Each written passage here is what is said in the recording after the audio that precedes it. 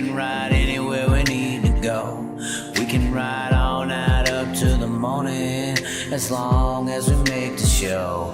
We can be the best or we can be the worst, so we can be the best thing you ever heard. With the motor singing and the grandstands ringing, it's hard to put it all in words. But this is how we ride, this is how we do. Riding mud, sliding up higher in the groove. Don't give a damn about the cash we're spending. With the time we got, we choose. We play it on the go, to stay out on the run. We all high, wide, and some. Ain't telling you what's right or wrong, or what to choose. Hey, but this is how we do. This is how we do.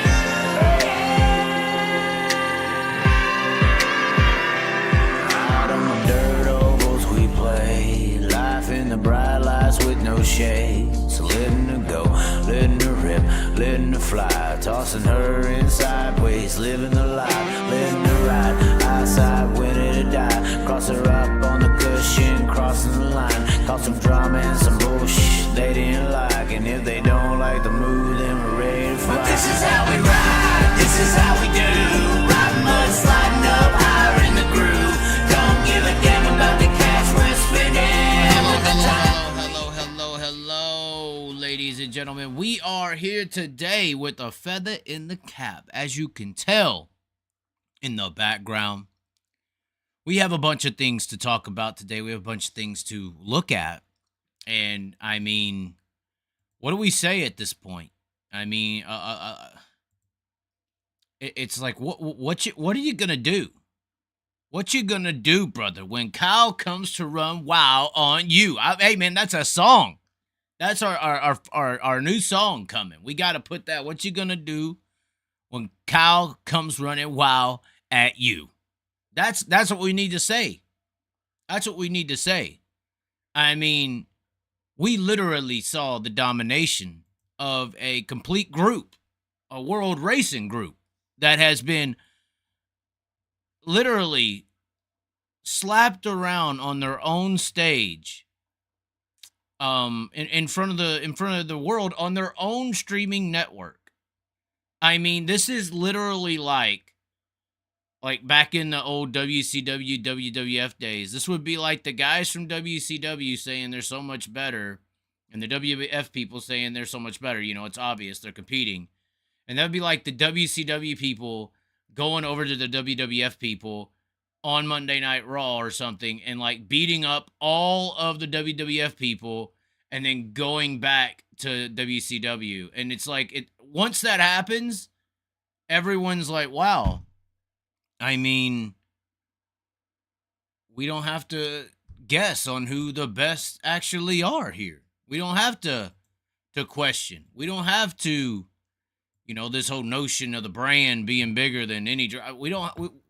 Why would a brand that's getting slapped around the racetrack be branded any better? I don't get that. So the night we saw here tonight, it's kind of the worst nightmare for, especially with this high limit situation that's coming up. By the way, the first 8 rows of the main event, or four rows, sorry, the first 4 rows, first 8 spots of the main event tonight, the lineup was all non-outlaw drivers. So even in the typical outlaw format, qualifying, starting up front, you know, we think that gives them that advantage with no kind of format change-up deal. It's just so easy for the outlaws.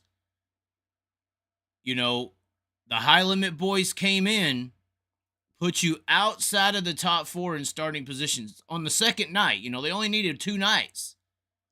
They come onto your show, your home turf, and in 2 nights put you outside the top 4 rows of starting position, and then put you outside, hold on, this is the finishing order right here, and then put you outside of the entire top. I mean, honestly, if we're thinking next year, and then put y'all outside the top 5 in the main event. I mean, we could say Brad Sweet.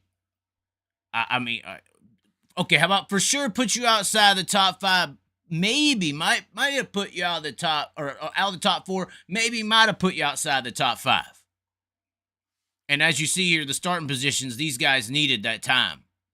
Obviously, Rico starting 6th, finishing 8th, fell back. Justin Henderson started 4th, finished 10th. I guess that's the only other non-high limit guy that was up there. But Brian Brown, high limit guy. Brent Marks, high limit. Justin Peck, high limit. Tyler Courtney, high limit. Brad Sweet, high limit. Rico, high limit. I think Selzy should be high limit. I mean, Brian Brown started 3rd. Chase Randall started 7th. Austin McCarl started 8th. I mean, these are high limit drivers. So, regardless of the fallers, how about those who stayed up there, put on a damn show? I mean, the race between Brent Marks, Justin Peck there was really damn good. I mean, I didn't go to Charlotte this year because the previous years that I've went, it's been a dust storm and or the track just doesn't produce great racing. So far, these first 2 nights, Charlotte is on the table. With this, if they could produce this type of Charlotte dirt track on a consistent basis, this could be the best dirt track out there. This could be the best racing that a dirt track can provide. I know the late models kind of suffered, but the sprint cars were just unbelievable. I mean, working the bottom, working the top, sliders, pick and choosing, lines to move and maneuver on. I still thought the late model race was damn exciting. I mean, Ricky Thornton Jr. tracked his way to the front and won that sumbitch. You could make a pass if you were faster. Even though it was around the bottom through the corner, you could tell those who could really hug that exit and the car liked it and hooked up and swung out right on that brown strip on the bottom of those straightaways, coming out with it and going in on it. If you had the car and the driver to be able to do that, you could make up ground. It didn't matter that it was just one lane on the bottom. Whereas we see with a bunch of racetracks, when they go one lane on the bottom, it's just, that's what it is. You're stuck. And you know, it's really extremely hard to get around somebody most of the time when it's a one lane facility. But I think because of how sweeping the corners and straightaways are of Charlotte, almost like a giant chili bowl in a way, you can make up ground on the bottom of the straightaways. You can almost treat those straightaways as corners in some form or facet with the late model. I think the sprint car, you know, they carry so much more momentum than the other cars because they got the wing.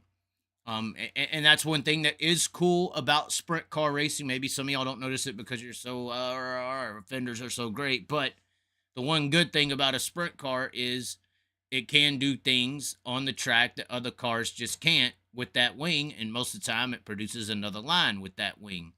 The track doesn't necessarily have to be so even for a wing car to actually make it work, you know, whereas the late models and the big blocks, they ain't got the wing to have that momentum line. So it was mainly around the bottom of the track. But regardless, I'm blown away at the racing we have been seeing, and it should be some amazing a home turf, but it is not. It is not a good home turf. It might have been last night, but you gave the high limit boys, the FLORACING boys, and that's the real situation here. You gave the FLORACING boys 2 nights, and they put you out of the top 4 starting positions and out of the damn podium. And the guy behind them on the podium's running the damn series, and it's definitely going to be a high limit guy next year, I would think. And then, you know, you swap over to the late models. I mean, the late models is the same situation. I mean, Ricky Thornton Jr. comes in here and says, Scott who? Scott started 7th, finished 7th. But the Lucas Oil, the FLORACING Lucas Oil champion comes in here and drives through the field and waxes their ass. I mean, the champion, Bobby Pierce, is back here battling to get into the top 10.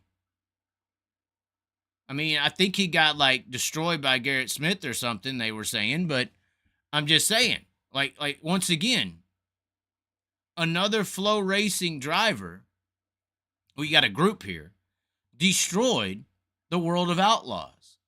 So the World Racing Group was literally ran off out of town. It's like, what are y'all gonna do? I mean, y'all were already worried and already second fiddle in the late model industry. Everybody considers Lucas Oil the 1A, always has, and World of Outlaws being that 1B. And honestly, I mean, with all the promotion, the correct marketing, the correct manipulation of new people in the world out there, and how they're reaching society right now with this high limit thing, I worry if you're potentially going to be 1B. I mean, if this was the Super Bowl, guys, if this was the Super Bowl and it was World Racing Group team versus high limit team, high limit just won the Super Bowl. So who is the better team? And this is at the World Finals. This is a Super Bowl style setup of an event. I mean, they're getting run out of town already, and even the first year's just now ending, and the FloRacing series competitors are destroying the World Racing Group people. It's just that in an aspect, that is why it's WCW to WWF, because you can't make this shit up. I mean, that's insane. I can't believe it. I mean, it's pretty entertaining. I will say it's pretty entertaining. I mean, the race was great in itself. I would say that FloRacing is definitely a little bit of a better entity when it comes, or not a better entity when it comes to certain aspects. I'm not saying that the operational people involved are superior. I'm just talking about what's happening on the racetrack right now, what the new fans, the world is seeing, what they're tuning in. You got all these new eyes on sprint car racing, and when they tune in and they're like, "Oh, this outlaw thing's been the best." Oh, you're telling me that Kyle Larson started a new series and he's trying to do the best too? Well, let's start watching races and see who the best is. They don't care about Donnie Schatz winning all these championships. They don't care about this, that, and the other. They know that Brad Sweet's the undefeated champion, or, about to be 5 times, and he's the partner with Kyle. Okay, well, he's obviously the best of the Outlaws, and he's going to go. So who's joining him? Are these other guys any better? Are they just as good as these Outlaw dudes? And as we posit, 4 laps in, I mean, it ain't looking good. It ain't looking good. Winning on the racetrack, losing on the racetrack to all these new people that don't know what dirt track racing is, and Kyle and everybody's tuning them in.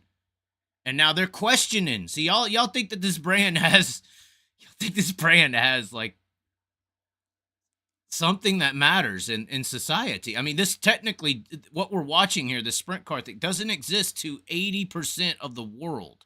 Maybe, probably even more than that. Probably 95% of the world. Like, this thing we're watching right here doesn't exist. So when you start tapping into the 95% of the world, which I think, or I have been saying for six years now, that's who we need to be trying to attract. But when you're worried about just, milking the traditional dirt fans with streaming and all these different events and high prices and all that, I mean, I guess that's not your concern, the getting money from the 95% that you have to work to get. Why not just suck off the 5% that you have? Very, very, dang, that, I ain't never thought of it like that, but damn, that's bad.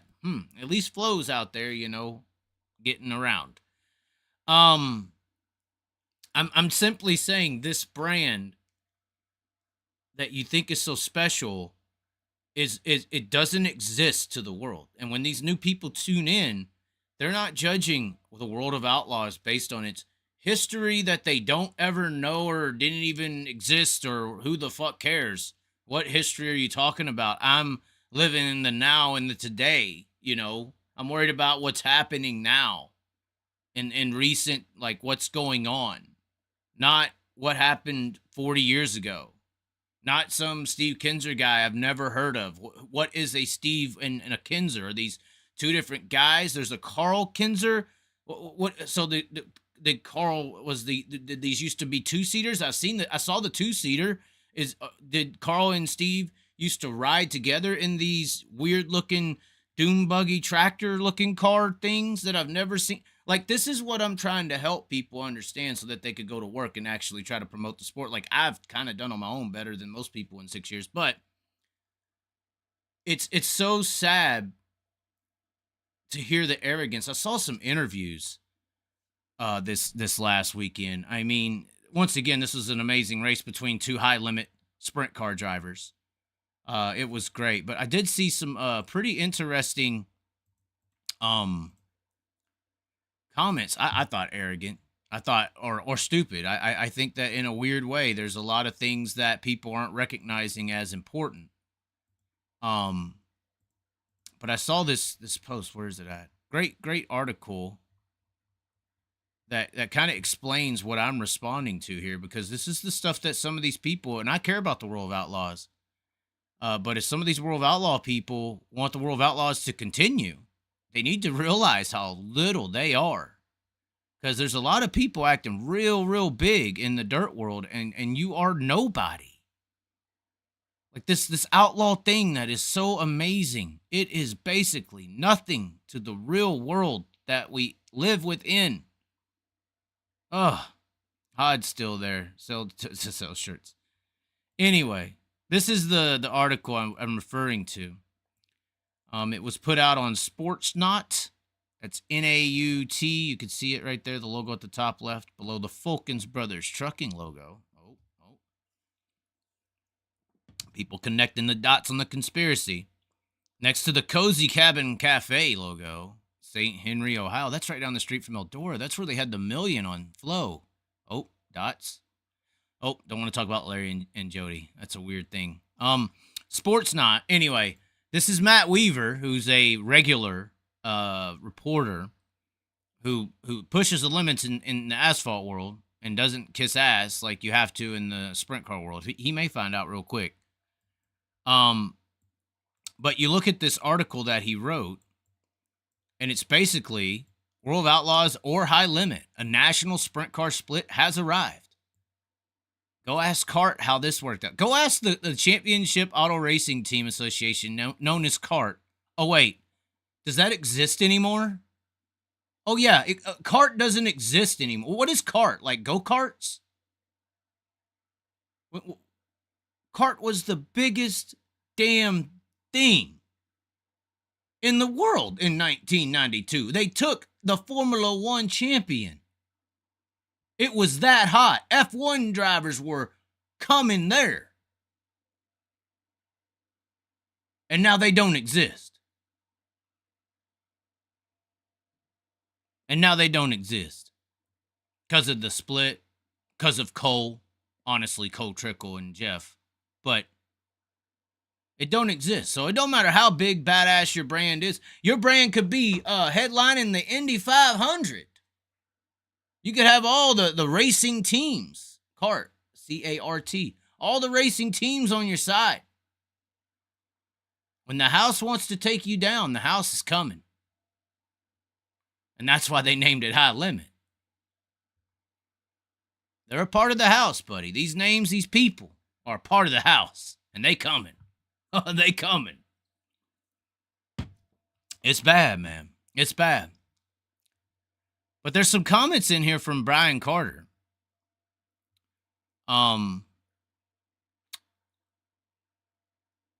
Sweet's in here talking about we're just going to try to be good stewards to the overall ecosystem of the sport. We're trying to think about, with every move we make, the ramifications and small things that could hurt the sport in the short term, things we need to learn and evaluate. We need to make sure we don't hurt the sport. Look at how much care, look at how much thought of everyone Brad Sweet's bestowing here. We want to create sustainability for the teams, help drivers get to the next level, create value in sponsorships. We just have a lot of desire and passion for sprint car racing.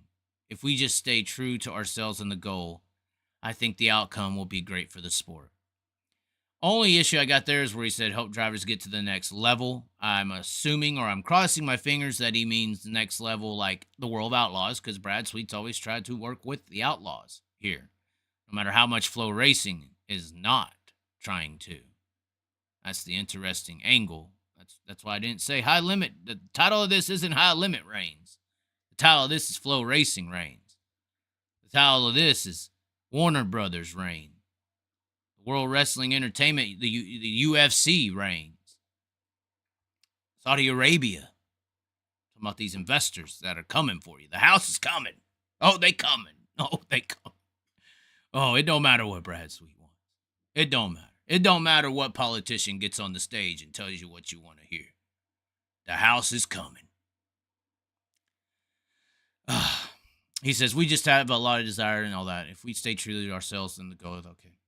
And then he switches over here to interview Brian Carter. And this is Naturally World. It says Naturally World Racing Group, which operates World of Outlaws, doesn't view the challenge in the same light as Sweet and Larson. God, my education just bit me with that word. Y'all go for it. I'm gonna sit here and admit my street smarts that I know, but these book things, who cares?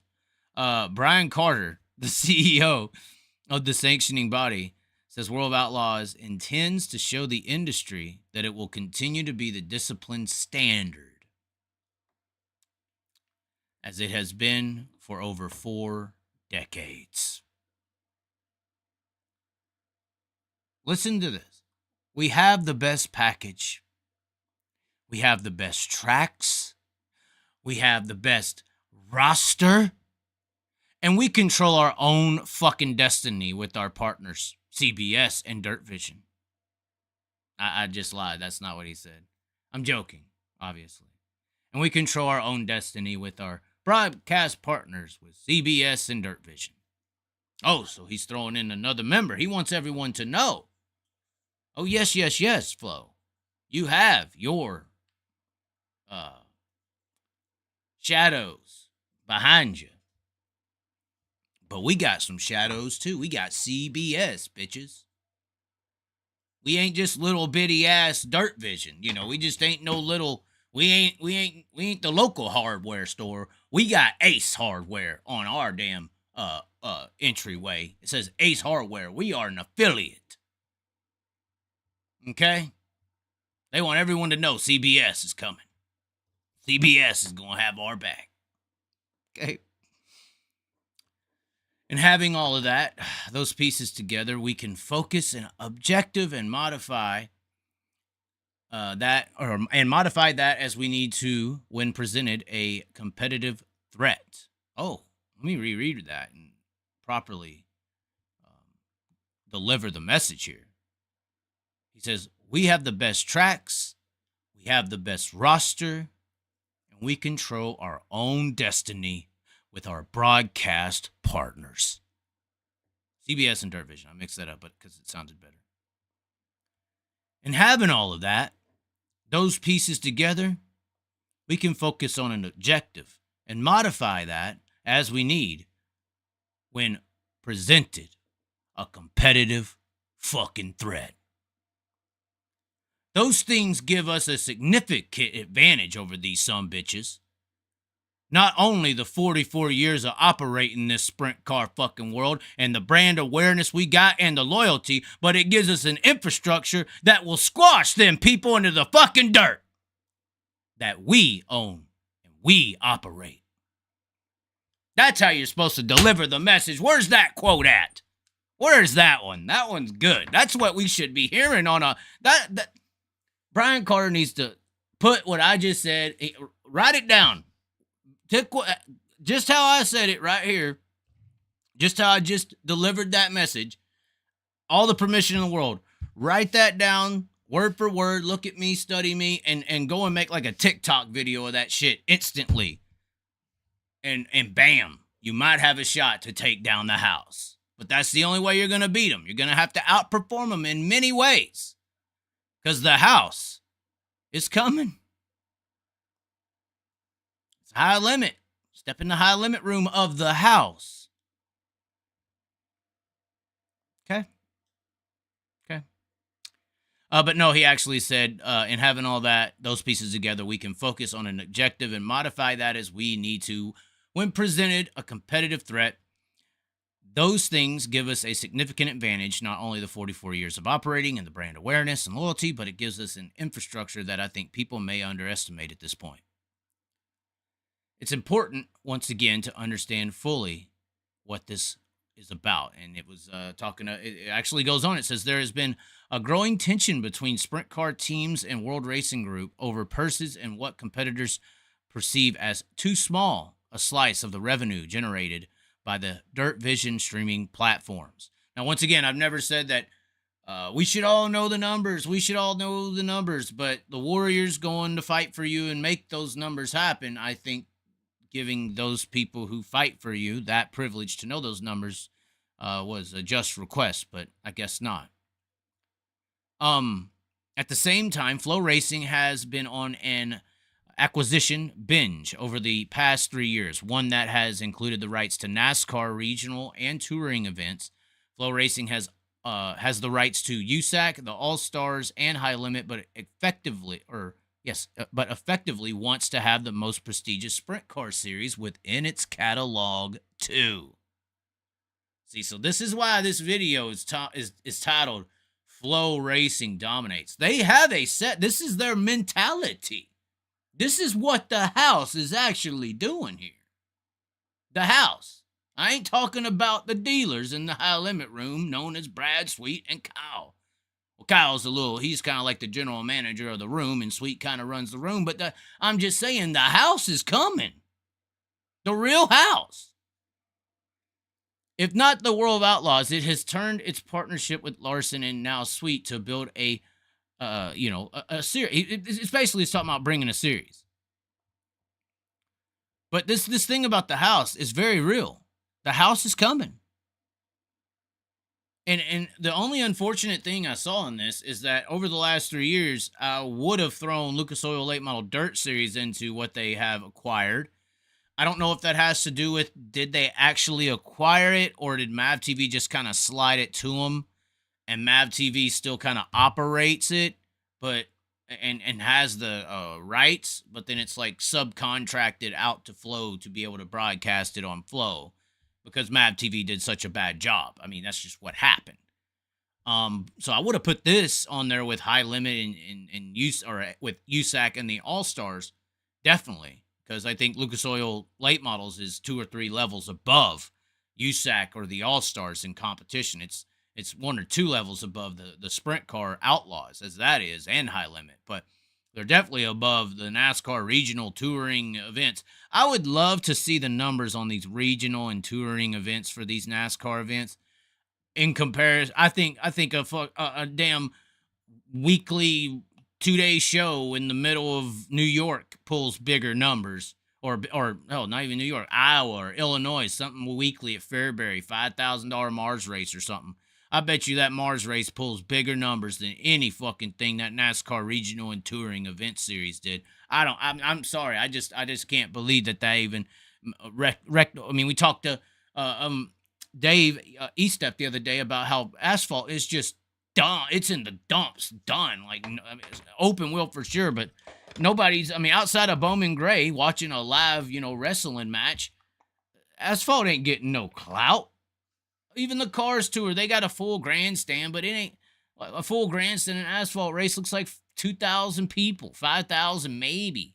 They're not even getting close to what we're doing.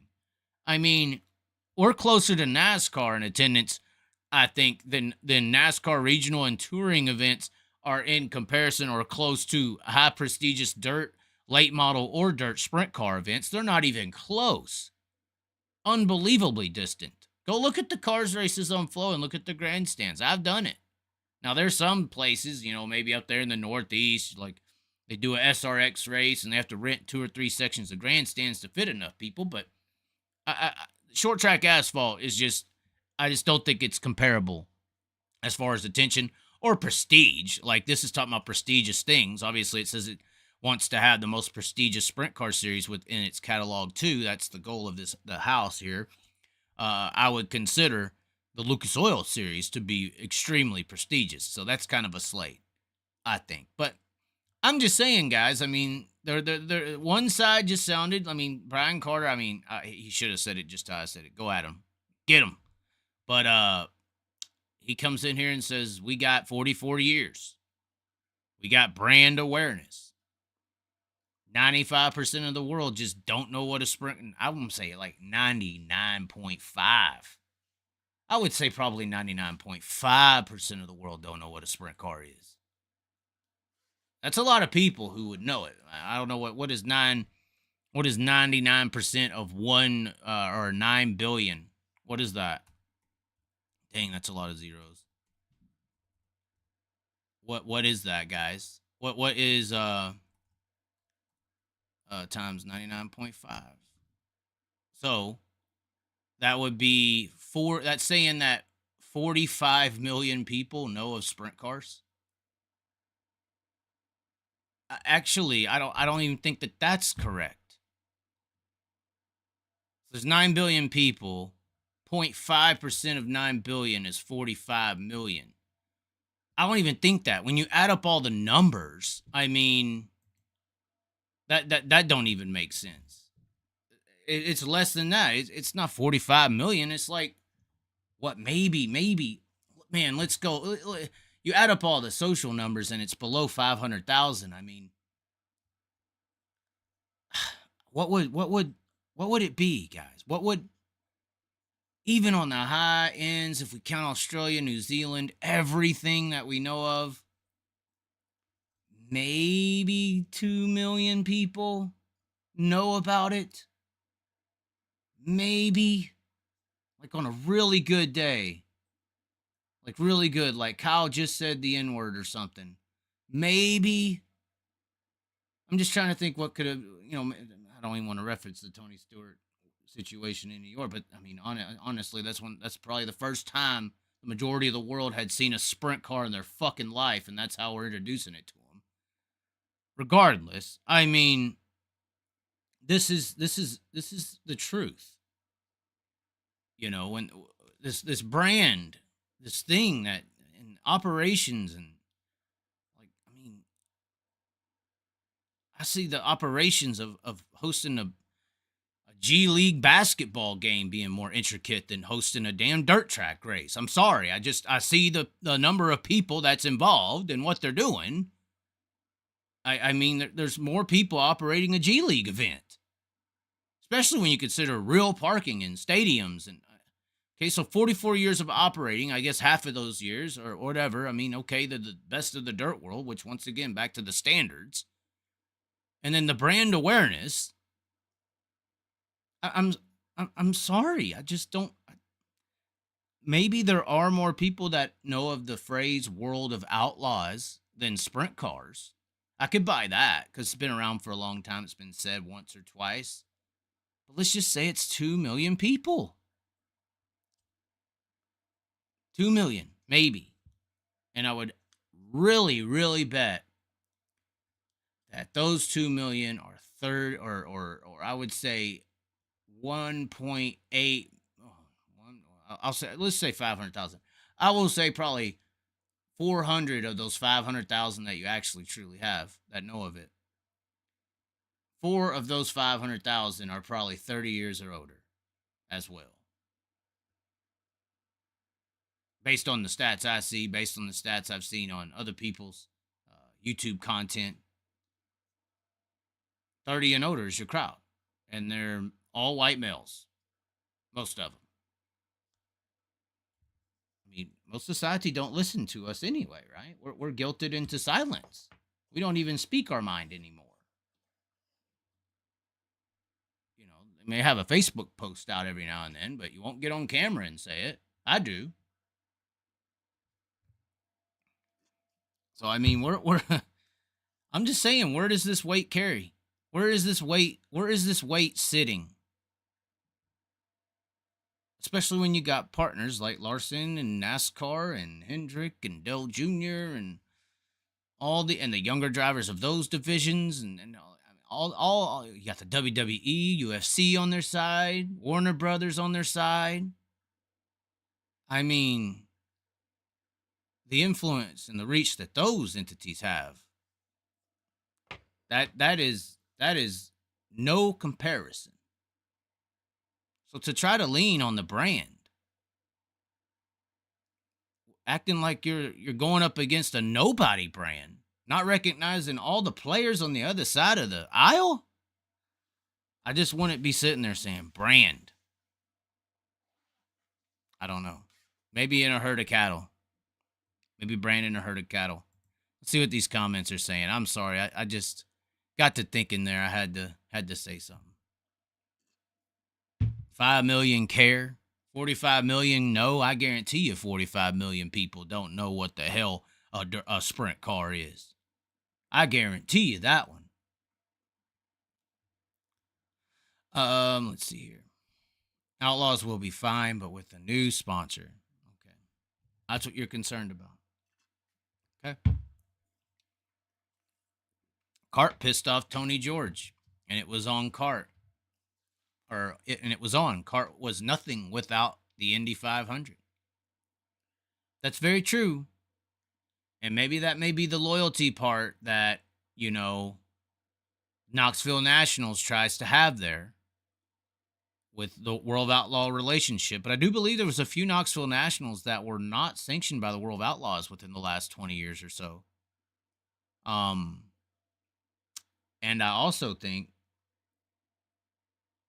the Knoxville Nationals is big, guys, but give me 5 years at a newly built or another track with proper promotion, proper pay, proper relevance within society, proper ESPN coverage, pull out all these stops that these people can reach. Put a sprint car in, episode of SmackDown or something. Kyle Larson shows up and, does a flying elbow on somebody. I don't know. I'm just saying. With proper promotion, instantly another event could be bigger. In 5 to 10 years, another event could be bigger than Knoxville. With the right money, too. Pay $1 million, $2 million. Who cares? The people on that side of the aisle, money's not an object. I'm talking about moving money and manipulating people for sprint car dominance. Those people, there's a lot of people I'm talking about use money and move money to manipulate politicians and society and war. I'm talking about little bitty things in comparison to what actually happens in the world. Y'all are acting like all this moving money and conspiracies and this set versus that set and these people paying these people to talk this way or show this way is like, nefarious to the point it could never happen. No way. But then you got the world, with the politicians and the people and how they pay him, the DeSantis people that's supporting that after they showed that thing on him the other. We could talk about who supports DeSantis, but, this type of thing happens in the world. So the cart situation was just an example of how when that house comes for you, you're done. And yeah, and the loyalty may help at Knoxville, but it also, with the proper promotion, with the proper way of doing it, getting some real people involved, not old racers, but new people, not look at what Taylor Swift going to a damn Chiefs game did to the NFL. Getting real people involved, real promotion. Sky's the limit. The sky is the limit on that situation to take anything away, to be bigger. Package agreements for tracks will keep World Racing Group on top. If you were going to build a new elite facility, where would you put it? That's a really good question. If you were to build a new facility, where would you put it?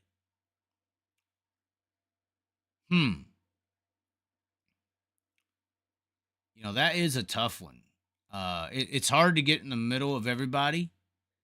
I will say through my travels that I've done, which is to every single state, the majority of the hotbeds for fans are in Iowa, Illinois, Indiana, Ohio, to PA, that whole swing right there is just, I mean, PA, the closer you get to PA, it gets bigger and bigger the farther you go down. It's pretty good in Iowa, gets a little bigger, half bigger, and Illinois is kind of, murks it up. Indiana, okay, just as good as Iowa, Indiana, and then Ohio gets really big, and then PA gets extremely big, and apparently New York gets really big as well.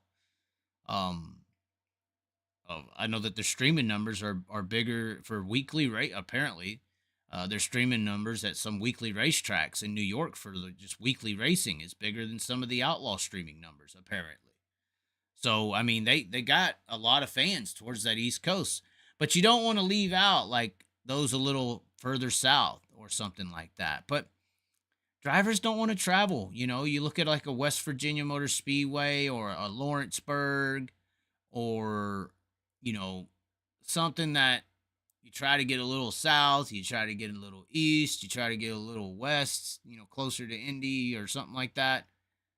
That PA Ohio split right there, it's got a lot of guys and like West Virginia Motor Speedway. You would think that would be all right. A little closer to the south, close to the north. I mean, it's really hard to pick on where to put a track. You would say PA, but it's an oversaturated market as well. I mean, that's what I would say about PA. It's a little oversaturated. It's hard to get fans on a weekly basis over there. I've been hearing at least this year for sure. I don't know. You want to say something like where Bristol's at, kind of Tennessee would be nice. It's not super far from PA. It's not super far from, the Ohio, Indiana, Illinois, but then it is kind of far, but it's a little closer to the Carolinas, the Georgias, Mississippis, and then it's almost like you got this kind of line through the center where you gotta split. It's like if you get too far south, you're too far, south for the north guys, too far north for the south guys. Tennessee's even a little bit too far south. I've heard of drivers complaining not going there. I mean, you got to deal with Kentucky. So it's hard to decide where you would put a track. Maybe Kentucky, but then once again, I mean, Kentucky and dirt racing. Now, how's that going to work on a weekly basis? And honestly, I think weekly racing is kind of over with in a successful aspect. If PA is hurting, most everybody's hurting. If PA can't fill stands on a weekly show, you got a problem. And you look around, most weekly shows are not full. But if you go to events, they are. So I think to operate a track properly, you could put it in an area that you're not looking to sustain for a weekly situation, but you are looking to sustain for a few events. And I think in that scenario, you wouldn't even build a racetrack. You would build a multi-purpose facility, and not just racing multi-purpose. I mean, you should have a basketball court there with stands that people could do tournaments at. Almost a true, I don't know who's been driving down the road seen like true sport complexes where they got like all the stick and ball sports. They got this, that, and the other. They got places to do weights. They got places where they'll make it a CrossFit competition. They got places, and if I was doing it in my scenario, I'd have a place for a music venue style deal, and you'd also have a dirt track somewhere on the facility or a racetrack. I honestly think you could get away with making a badass. I know people are joking and laughing, but I think you could get away with doing a wooden track. I think wooden racetracks done right can be clean. For one, you're not dirtying up attendees, and I'm sorry guys, but that does deter people. I mean, when you got a woman and people out there spending all this money on clothes and hairs and stuff, going to dirt tracks like not gonna work. They're not gonna throw $300 out the window. So I mean, what I think is a actual racetrack isn't gonna work. It has to be multiple or a multi-purpose facility. Whether that's just a music venue / racetrack where you almost have a Woodstock style deal, but modern era. I mean, that might work. I think you could mix those two as well, but I would not build a track for weekly. racing anymore. Chaz, a Big Mac costs $18 in California now. You are lying, I hope, right? Steve Pill says, Brian Carter can bullshit whoever he wants. The high limit deal has them worried. Ooh. Board track, my splintered ass. You can do it. A guy talked about it the other day. He said that you could put things within the actual wood that makes it anti-flammable as well. So I didn't think about that when I was talking about it the other day, but he brought it up. How there's like anti-inflammatory based wood. Some kind of surface. Don't even have to be wood. Maybe there's some new kind of mix of material. Like a dirt turf, like an astroturf, like a fake turf of some sort. You know, it might take a little testing, a little effort, but I'm sure you could come up with a material similar to wood or concrete that's a hard surface that would provide good racing and won't eat tires up, and it's clean in the air. Like there's nothing flying through the air like you get with a dirt surface, like an astro dirt. How about that? Astro dirt. We need astro dirt. Like, and honestly, like no dirt, no nothing, but just astro dirt. I think that would be awesome. How much money do you think Port Royal gets for having their shows on Flow Racing every week? I'm not sure. I agree. Synthetic recycled tire material. I mean, that's possible as well. And you can really manipulate the racetrack surface when you work it off of a boarded or a stagnant surface. You can have grooves come in and out. That is predetermined. You could predetermine that. A bit off topic, but since sprint car safety has been a hot topic, I had an idea. Why not take some of that energy absorbing foam like they run in the door area of NASCRAPs and put it in the top wing? I mean, you could put that foam in other spots, I think, and make a difference. But I also believe that the manufacturing cost for something like that would be significantly high. I would think that it would be significantly high. Sorry, I was checking for super chats. That would be my only deal or response to that. You did say Nashville area, tie in a tourist trap to get big crowds at big races. That could work, yeah. Outlaw's new title sponsor replacing NOS Energy Drink will be dialysis. Wow, are you serious? That's a joke, right? I hope not. Although that is, I think you're referring to their age range. Well, Outlaws announced 4 events with 6-figure payouts. Okay, let's talk about it. So 4 events, 6-figure payouts. So 4 events. We already know 3.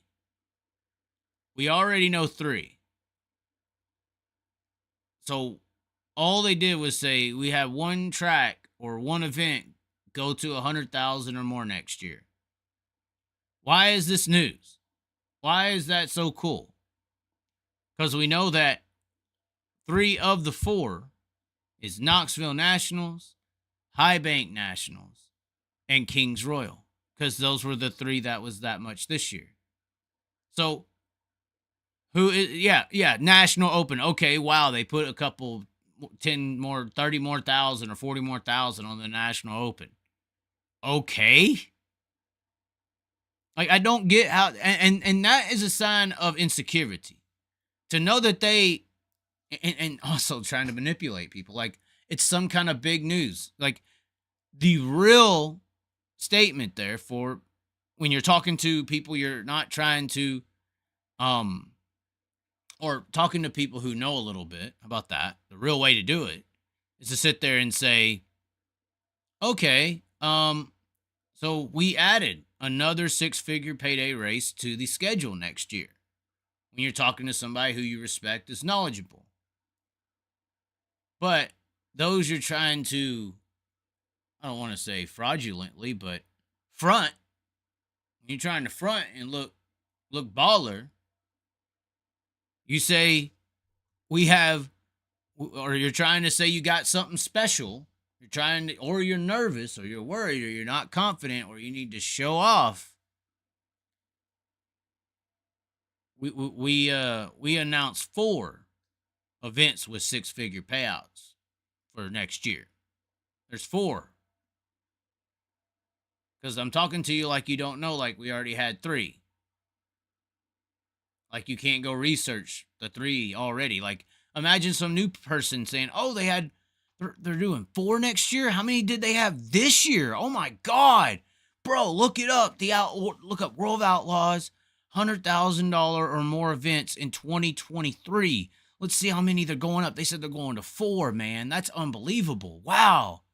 That must be a big jump. And buddy's like, no, bro. They had 3 this year. So they only added 1. Why would he make it sound like a big deal, bro? Why? They only added 1? It sound like the world's changing or something. It was like he was so excited. Hell, I thought Hamas had attacked Israel again. I didn't know what he made me feel like this was unremarkable. The end time prophecies. It was never to be seen again. No, bro, he just added 1. Just 1. They already had 3. I don't know what's wrong with that guy. Why he yelling then? Unbelievable. I believe the 6-digit figured races were for the late models. What I don't know what that means. Yeah, Knoxville Nationals, Kings Royal, Houston's High Banks, which we all knew were already 6-figure, and then National Open, ? Maybe. What would be cool for them is if they do another race, not National Open, doing like a new race at a new track, new location, something completely new, and made that 100,000. Now, the only thing that is interesting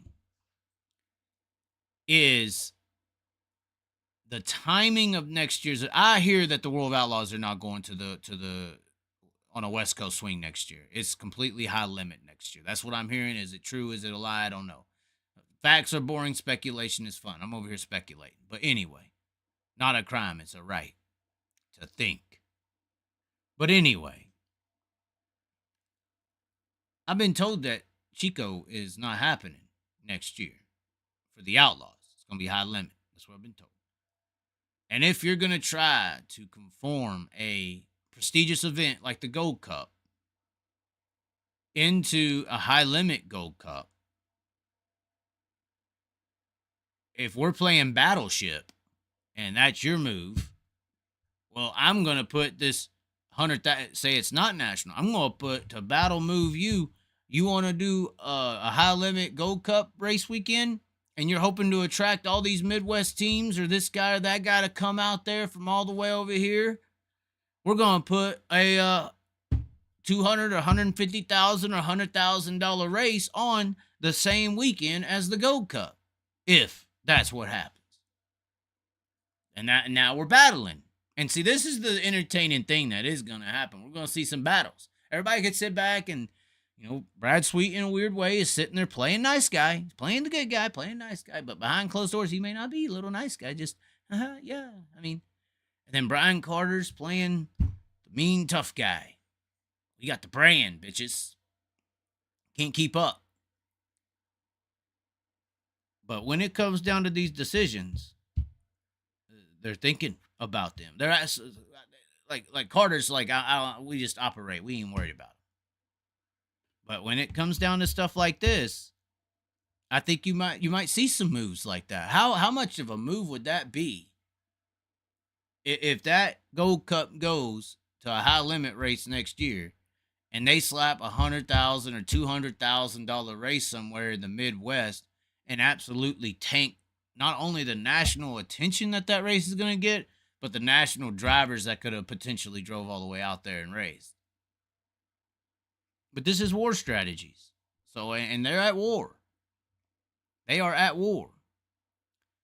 Streaming has to work for dirt racing because TV has already proved not to get the views needed to maintain its value. Okay. Brandon Daniel or Danielle. Yield. Danielle would be Spanish. 2 L's equal a Y. So that would be Danielle. Right? Danielle? I'm not sure.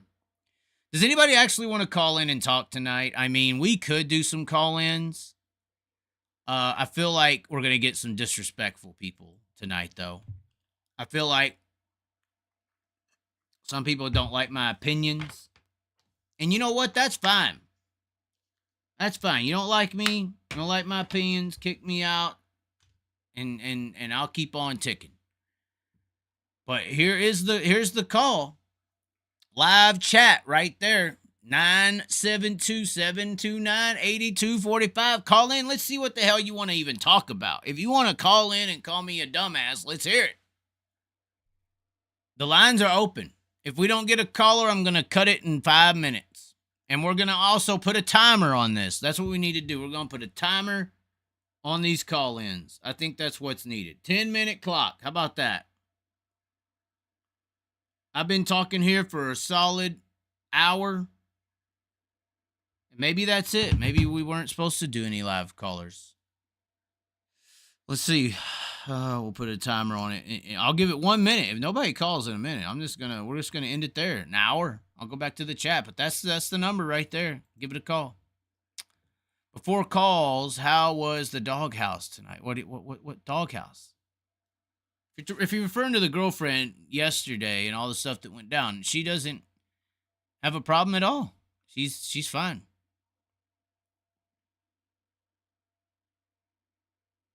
We are looking at the chat now.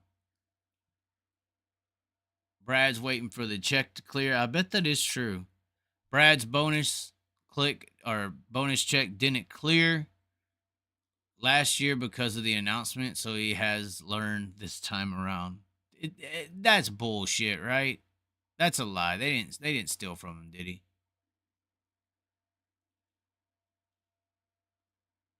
But anyways, ladies and gentlemen, that's about all I had to say tonight.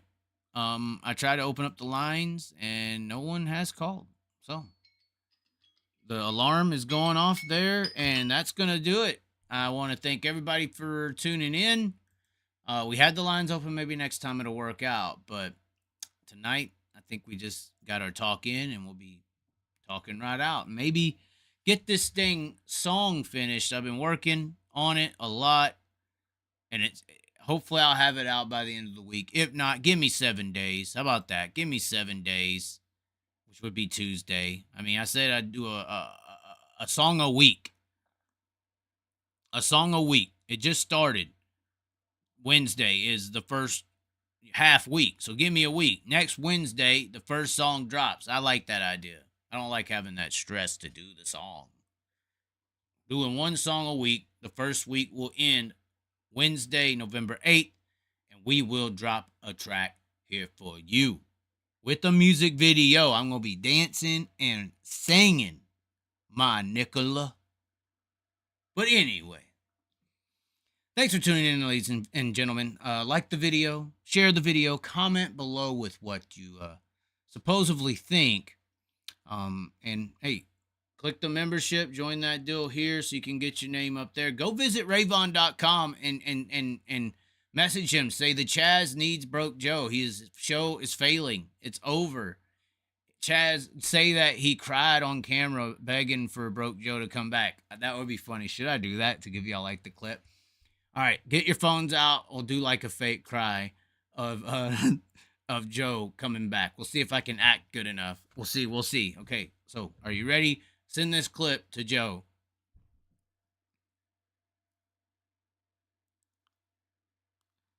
It hasn't been the same since Joe left the show. It was so, like, I can't believe he got mad at me. Why did Joe get mad at me? I did. I didn't know he was gonna get this mad. Please, y'all need to help get Joe back on the show. Joe, please, come back. Please, Joe. I miss you so much. Remember that time you played the guitar in your shop and you played that Kiss Me song to me, and I said, "Are you hitting on me?" And you just turned away and looked and didn't really answer. Joe, we need you back on the show. Okay? All right. Did y'all get y'all's clip yet? I tried. I really tried. Did it work? Did it look like I was crying? Hold on. Where's the chat at? Did I get it? Was that close? Was that good? No? Oh, I didn't sell it. Did I sell it? You ain't got a song, boy. Oh, wow. I literally said, we're out of here, and then I went to crying. That was good. I felt like I sold it. Broke Joe is the heart of the sprint car fan, but not homosexual. I'm telling a true story, nigga. Oh, I said the N-word. Clip it. There you go. Chaz says the N-word and send it to, like, the Democrats. Broke Joe made advances at the Chaz when he played the organ in California. That's not what happened. I'm kidding. I'm kidding. Broke Joe is busy finding more mistakes by Justin Sanders. He'll be back in the near future. Oh, my God. Oh. I cried when Broke Joe cried. Oh, God. Anyways, all right. Now we're out of here. You got your free show. You got your free crying testimonies. Oh, I tried to cry because maybe that's how I really feel, guys. This is where the real manipulation comes in. Is that truly how I felt? And that's why I was able to get into character so easily and quick, is because I literally feel that way. And that's what I've been wanting to say this whole time, and I've been hiding it. And I just been acting fine when I'm not. Now you have to question yourself. Was what I did, because that was character, but like bam, I was in it.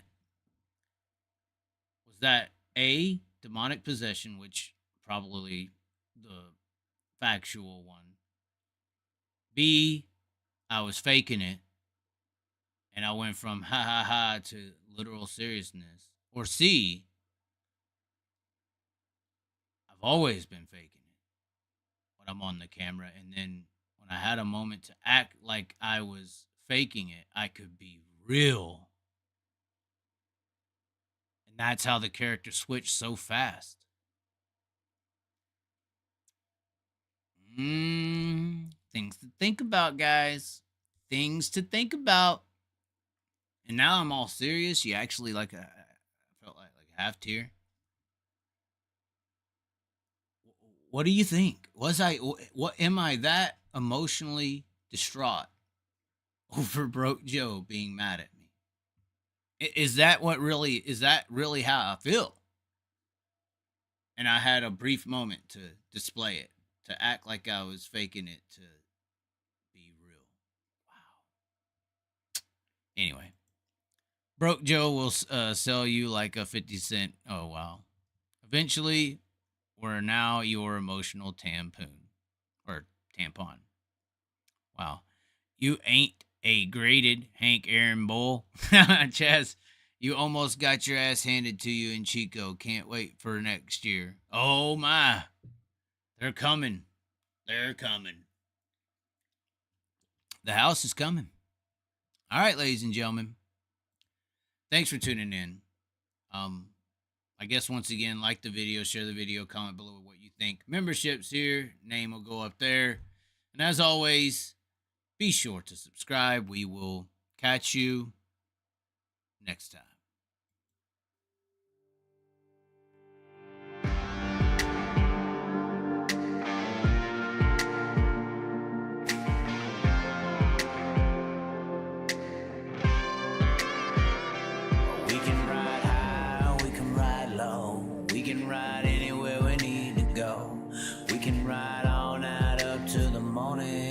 as long as we make the show.